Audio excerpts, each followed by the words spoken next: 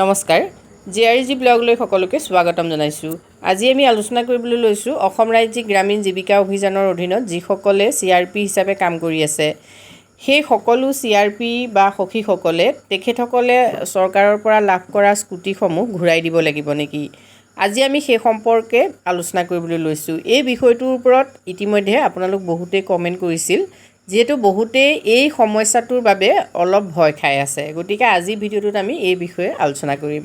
অসম ৰাজ্যিক গ্ৰামীণ জীৱিকা নিৰ্বাহ অভিযানৰ অধীনত যিসকলে CRP হিচাপে কাম কৰি আছে, CRP মানে জীৱিকা সখী বা পশু সখী, কৃষি সখী, CRP, EP, বীমা সখী, বেংক সখী, উদ্যোগ সখী এটচেট্ৰা, এনেকুৱা ধৰণৰ বহুত সখী আছে। এতিয়া প্ৰথম অৱস্থাৰ পৰা যিসকলে সখী হিচাপে কাম কৰিছিলে, বিশেষকৈ প্ৰথম অৱস্থাত জীৱিকা সখীসকলক চৰকাৰে স্কুটি প্ৰদান কৰিছিলে আৰু তাৰ পাছত পৰ্যায়ক্ৰমে পশু সখী, কৃষি সখী, বীমা সখীসকলকো চৰকাৰে স্কুটি দিছে।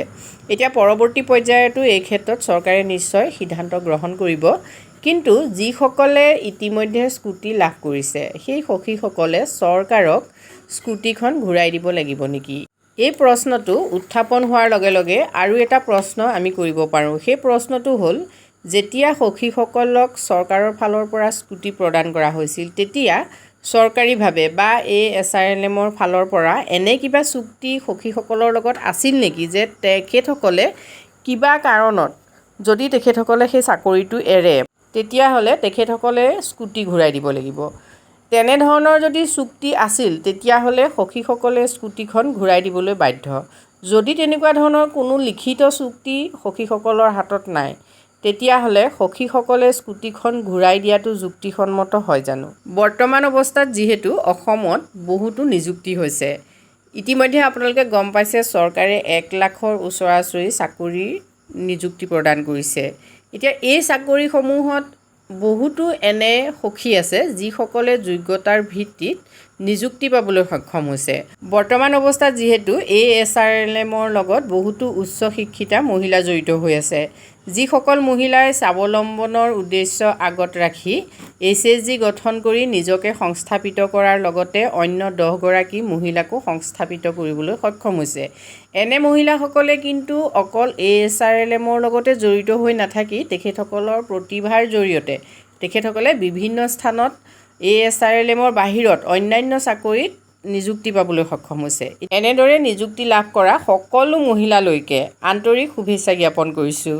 এতিয়া এই মহিলাসকল সেইখিনিতে সমস্যাৰ সন্মুখীন হৈছে যে তেখেতসকলে যিহেতু SHGৰ হৈ কাম কৰি থাকোঁতে বা ASRLMৰ CRP হিচাপে কাম কৰি থাকোঁতে তেখেতসকলে চৰকাৰৰ পৰা স্কুটি লাভ কৰিছিলে।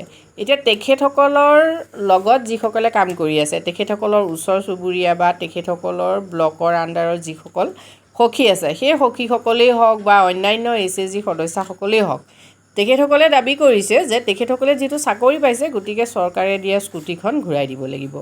কিছুমান ঠাইততো এনে হৈছে যে মহিলাগৰাকীৰ পৰা স্কুটিখন নিৰ্দিষ্ট দিনত ঘূৰাই দিব লাগিব বুলিও পৰৱৰ্তী পৰ্যায়ত সখী হ'ম বুলি ভাবি থকা মহিলাগৰাকীয়ে দাবী কৰিছে। গতিকে মহিলাসকলৰ মাজত মতানৈক্যৰ সৃষ্টি হৈছে।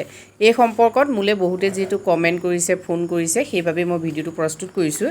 এতিয়া চাওক, যিহেতু কোনো ধৰণৰ চৰকাৰৰ ফালৰ পৰা কোনো ধৰণৰ ইয়াত চুক্তি হোৱা নাই, আপুনি আপোনাৰ কামৰ বিনিময়ত চৰকাৰৰ পৰা কিবা এটা লাভ কৰিছিলে। কামৰ বিনিময়ত যিহেতু কৰ্মীসকলে যিটো পাৰিশ্ৰমিক লাভ কৰে সেই পাৰিশ্ৰমিক যিহেতু কাকো ঘূৰাই দিব নালাগে বা অন্যান্য যিখিনি সুবিধা লাভ কৰে সেই সুবিধাখিনি যিহেতু আপুনি কাকো ঘূৰাই দিব নোৱাৰে, গতিকে স্কুটিখন ঘূৰাই দিয়াৰ প্ৰশ্ন ক'ত? এতিয়া এই সম্পৰ্কত আপোনালোকে আপোনালোকৰ মতামত এই ভিডিঅ'ৰ জৰিয়তে জনাব আৰু যদি এনেকুৱা আপোনাৰ অঞ্চলত হৈছে তেতিয়াহ'লে এই ক্ষেত্ৰত আপোনালোকেও চিন্তা কৰি চাওক। যিসকলে নতুনকৈ সখী হৈ সেই আগৰ সখীগৰাকীৰ স্কুটিখন ল'ম বুলি আশা কৰি আছে, তেখেতসকলেও আচলতে এইটো বৰ ভাল কথা চিন্তা কৰা নাই, যিহেতু তেখেতসকলে সখী হিচাপে নিযুক্তি পোৱাৰ পাছত তেখেতসকলকো সময়ত চৰকাৰে স্কুটিখন প্ৰদান কৰিব যদি এই আঁচনি ভৱিষ্যতেও চলি থাকে। গতিকে স্কুটিখন ঘূৰাই দিয়াৰ প্ৰশ্নটো নিশ্চয় এটা অবান্তৰ প্ৰশ্ন। আজি ভিডিঅ'টোত আমি আপোনালোকৰ বাবে এইখিনি কথা আলোচনা কৰিছোঁ প্ৰয়োজন সাপেক্ষে। যদি ভিডিঅ'টোৰ দ্বাৰা আপোনালোক উপকৃত হৈছে তেতিয়াহ'লে কমেণ্ট কৰি জনাব। আজিলৈ ইমানেই, ধন্যবাদ।